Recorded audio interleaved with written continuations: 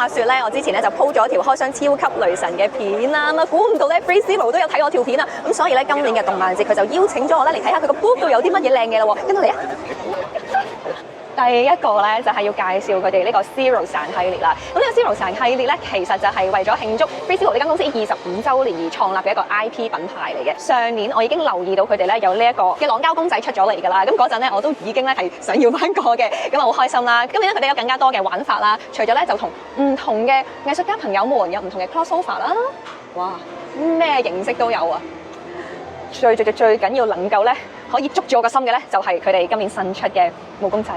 真係超級無敵得意，咁佢哋咧就每一個公仔嘅顏色咧就代表咧唔同嘅表情啦。咁你見到呢個咧好似嬲爆爆好唔開心咁啦，咁呢個咧就係黑人問號啦，呢個咧真係堅 angry 啊，呢個係心心眼好開心啦。咁呢個係無奈，我覺得呢個公仔咧係好能夠代表呢個辦公室嘅情緒嘅。咁所以咧買晒咁多隻，翻到 office 你講係咩心情咧，就攞隻公仔擺喺台面，咁啲同事咧就知道你今日係咩心情㗎啦。同埋我覺得咧佢真係勁明女仔心咯，呢啲顏色 pastel 通係女仔至愛，買俾男朋友、女朋友、情侶一流，女朋友咧又可以根據佢唔同嘅情緒咧掛一隻喺佢嘅對袋度，咁啊個男朋友知道今日女朋友咩心情啦。希望佢哋來年咧就會出更多唔同嘅 collection 或者玩咁多唔同嘅 crossover，我都好期待啊！第二個心頭好咧就係呢個 Free Mega 為咗慶祝 Cyber Formula 35週年咧出咗一個雷神嘅特別色啦，就係我屋企另外一部雷神嘅特別色嚟嘅，你睇下點能夠叫人哋唔買咧？你睇下真係咁咧，呢個一如既往地非常之 details 啊！我啱啱輕輕玩過啦，佢咧。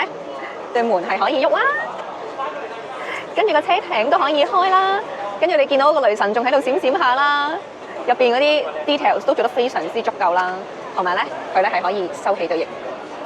哇！唔該留一部俾我，我一定要。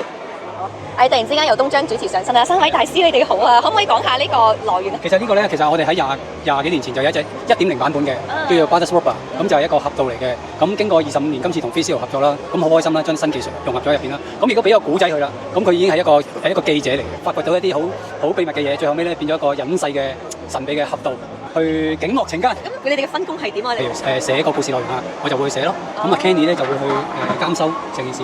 3個 cutting 啊，所有嘅嘢 William 雕刻完之後咧 Kenny 咧就會執，然之後上色嘅。所以今次個面嗰個上色咧，我覺得好精彩，就係比較 artistic 嘅。個底靚啫，如果唔做到咁靚色啊，我見到係呢塊面係好特別啊，係啊。用咗油畫風。但係呢一次同我哋上一次1.0嘅最大分別就係當其時咧，我哋個面罩咧係冇打開嘅。